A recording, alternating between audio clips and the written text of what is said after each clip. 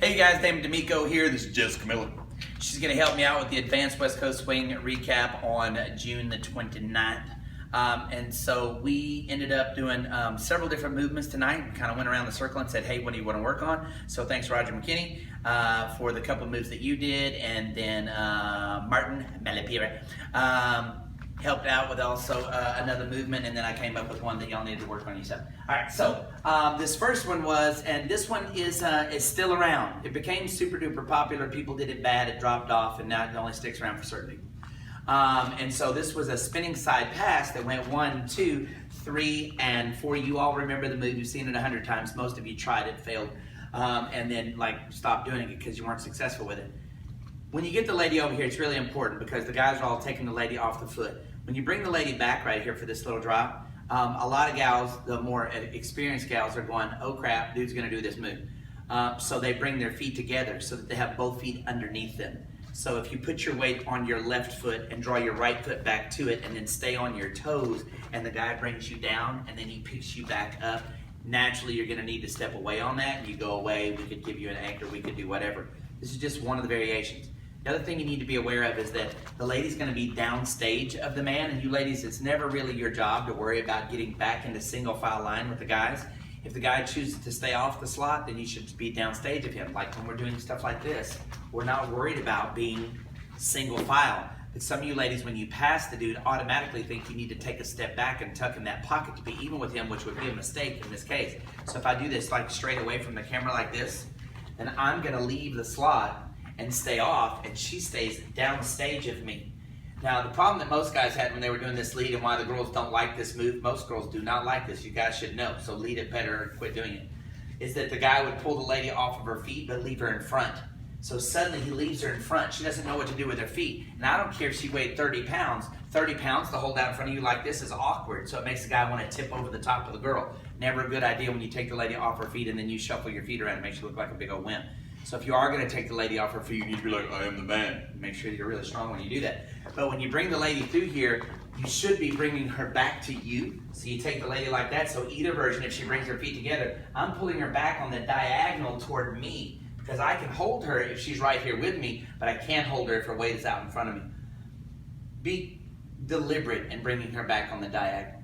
The other variation that a lot of the girls did, and the main one that ladies did when this first came about, was 1, 2, 3, and 4, and you pull her back on the diagonal and it makes her feel like she needs to transfer weight to left and then take her right foot behind and go down, which is very popular. Make sure you get her all the way back up. She's naturally going to want to take that step out when it's done. Don't keep her from doing that. Guys will take the lady down, pick her up, and try to spin her. She's not even on her foot yet.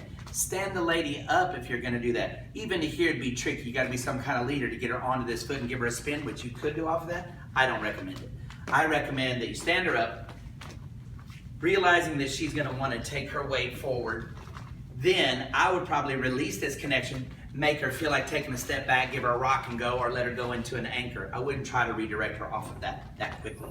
The other thing is you're noticing I need to create some space because it's weird to take her off her foot and then me block her from going off of her foot. So I do a little chasse over to create some space. So I'll go like this, catch her, then I move over and then pick her up.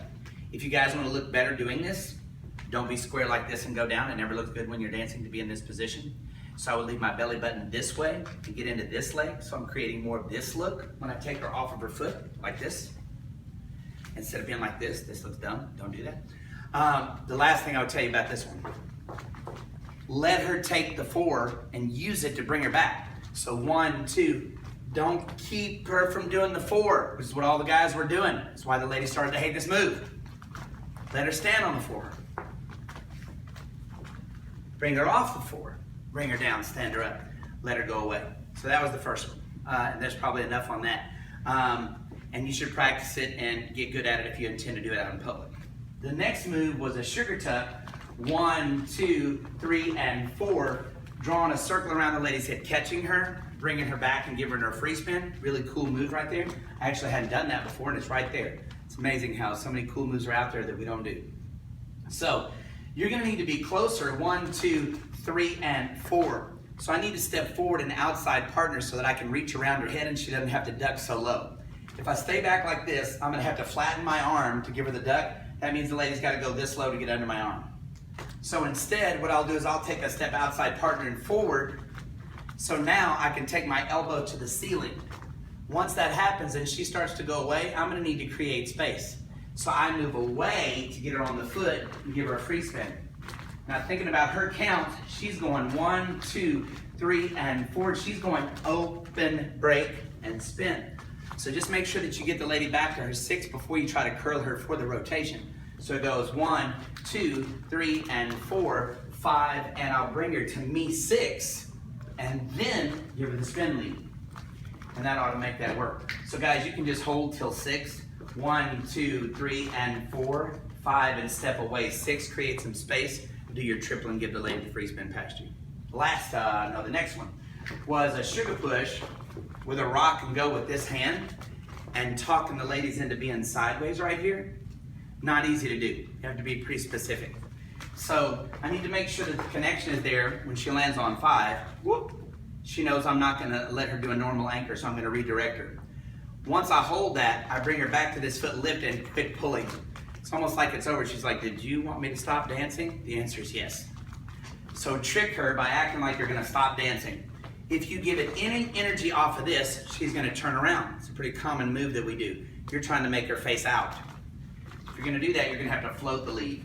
1, 2, 3, and 4. Catch her. Float the lead. Maybe use this hand to stop her. Maybe you don't, but probably higher percentage rate of getting that done.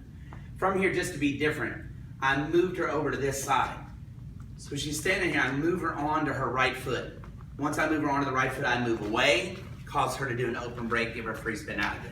So if I do that from the other side, 1, 2, 3, and 4, catch, lift, float. Move her to this side, get her on the foot, free spin, triple step out. And that was that one. Next one, wrap. Lynn's like, my arms are tired. So we do a wrap to a hip catch. 1, 2, 3, and 4. I move over with her and catch her. Main reason is because I'm not rebounding her onto the left foot, which would be normal. So instead of 5 and 6, I'm leaving her out there. So she ends up going 1, 2, 3, and 4, 5, and basically and gets there. From here, I'm going to pick up my right hand. But if I picked up my right hand, all the girls are gun shy because guys don't do this, aren't very clear with this. If I pick this up and it moves this way at all, she's going to be gun shy and step on her left foot. Now I can't do the move. So what I want to do is I want to pick this up and leave a little pressure on the hand and take this through between our faces, causing her to turn on the foot that she's already standing on and give her a free spin off of that. I guess I should have shown the whole move before I taught it. So it goes 1, 2, 3, and 4, 5, and 6, now 7 and 8, and give her a free spin off of that. So I'll do this from this other angle. This goes 1, 2, 3, and 4. I'm going to go with her. And 5. Pick up 6 without taking the hand that way.